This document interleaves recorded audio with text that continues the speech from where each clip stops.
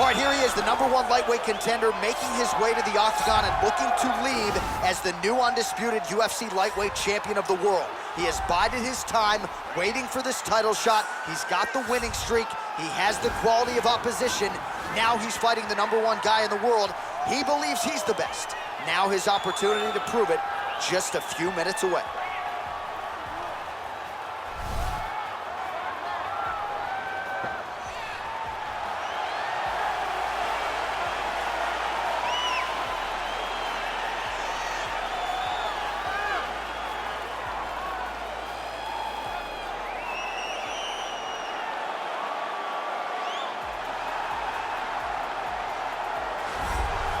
All right, here's the UFC lightweight champion of the world, defending his belt yet again. This has been one dominant 155-pound fighter, ladies and gentlemen. You know this is a belt that frequently changes hands. Well, it hasn't since it's been wrapped around this guy's waist, given all the skills he brings to the table. The question is, fighting a challenger like this, can he hold on to the belt?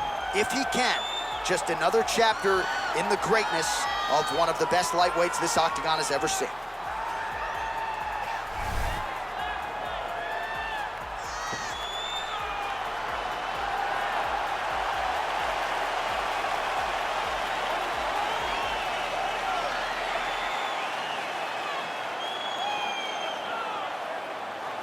And now our tale of the tape for this lightweight fight.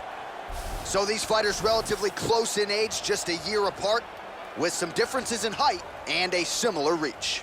To get us started with the official introductions, we go inside to the veteran voice of the octagon. Here's Bruce Buffer. Ladies and gentlemen, this is the main event of the evening. When the action begins, our referee in charge of the octagon, Yves Lavigne. This is the moment UFC fans around the world have been waiting for. Live from the MGM Grand Garden Arena in Las Vegas, it's time! 5 rounds for the UFC Lightweight Championship of the World. Introducing first, fighting out of the blue corner. This man is a mixed martial artist, holding a professional record of 25 wins, 5 losses. He stands 5 feet 5 inches tall, weighing in at 125 pounds. Fighting out of Rio de Janeiro, Brazil, presenting the challenger, Alejandro the Cannibal Pantoja. And now introducing the champion, fighting out of the red corner. This man is a wrestler, holding a professional record of 24 wins, 1 loss. He stands 5 feet 10 inches tall, weighing in at 155 pounds. Fighting out of Makhachev, Russia, presenting the reigning, defending, undisputed UFC lightweight champion of the world, Islam Makhachev.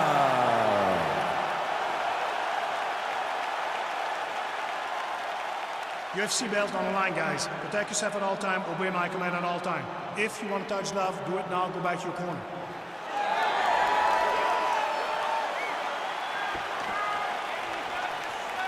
You ready?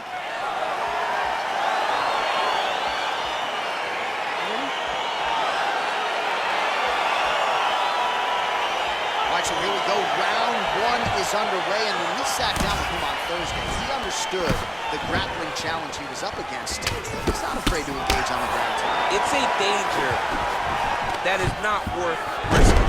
It is something that you don't want to play with. This grappler is that good. When this fight gets to the ground, you enter his world, especially when it looks like you hold the advantage on the feet. His opponent squirming like a fish out of water now. The ground and pound is on point.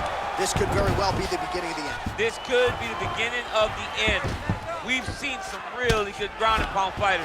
This young man is as good as any we've ever seen. All right, so he's sort of turtled up here. Not great body language. Perhaps he's trying to bait him in a little bit. All right, so he's got the body locked down here, DC, or so it appears. This is not a guy you want anywhere near your back. Oh, well, both fighters pretty comfortable on the ground, DC, but you got to be very careful hanging out here for too long if you're his opponent.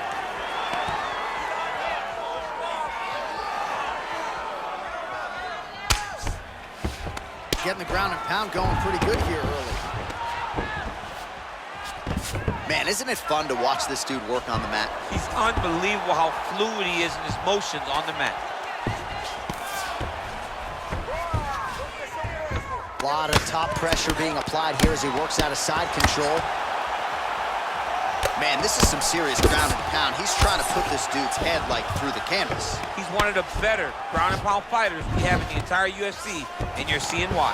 All right, he continues to bully his opponent here, really manhandling him on the ground. Beautiful movement, hip work on the ground here, just outstanding with the transitions. He is not staying in one place on the ground, and that's very important. You have to be so well-rounded once you get to the top of these divisions. You cannot just be a knockout guy. You got to be able to change it up if you find yourself in this situation that he's in right now. All right, he's got side control here, DC. You know, he's got a lot of different submissions in his arsenal once this fight gets to the ground.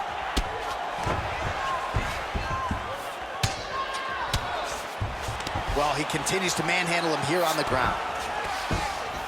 Oh, useful strike on the ground, that was. Well, anytime you are in a ground fighting situation with this fighter, you're potentially playing with fire. All right, bottom fighter here, maybe looking to hip escape, DC. All right, he's got the full mount now. Is this one of the most dominant positions in MMA? Is that fair to say? It's a very dominant position. It's one of the most ideal positions you can get to, especially if you are fighting someone that doesn't truly understand that they're not in as much danger as they are. Because it's dangerous, but there are a lot of outs. And if a person isn't very... And a nice job to stick with it there to complete the takedown. 5 minutes in the books.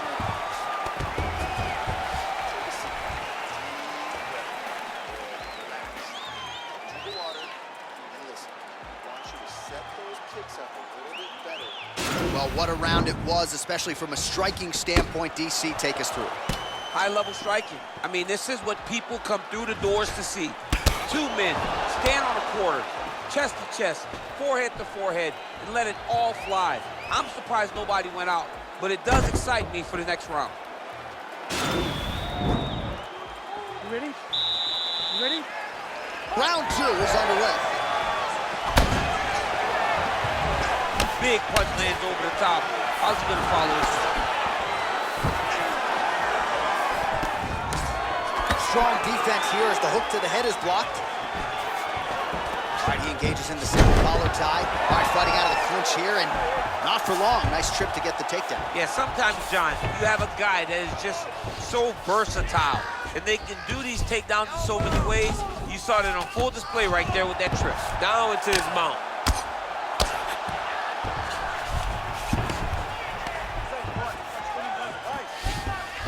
All right, so he postures up here and now figures to rain down some ground strikes. Yeah, the ground and pound will be a plenty from this position. The fight's over.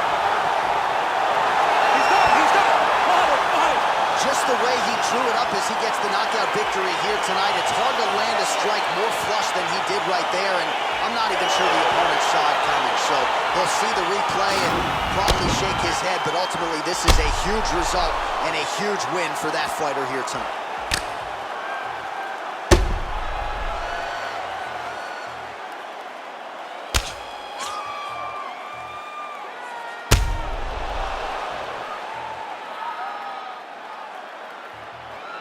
The official decision is in.